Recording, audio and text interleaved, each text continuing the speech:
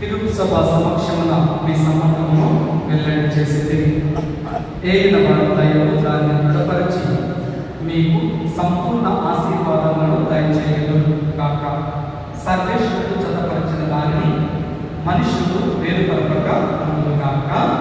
ఆమేన్.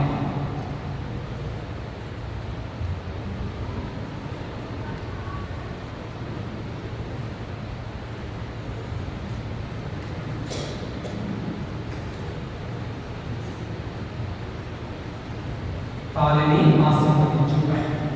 సర్వేశ్వర, ప్రేమ ఐక్యములకు వివాహ బంధనకు గుర్తుగా ఉన్న ఈ తాళిని ఆశీర్వదించండి.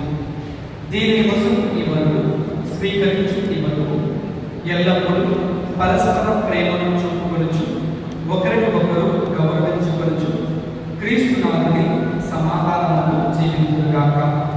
పిత, పుత్ర, పవిత్రాత్మ నామమున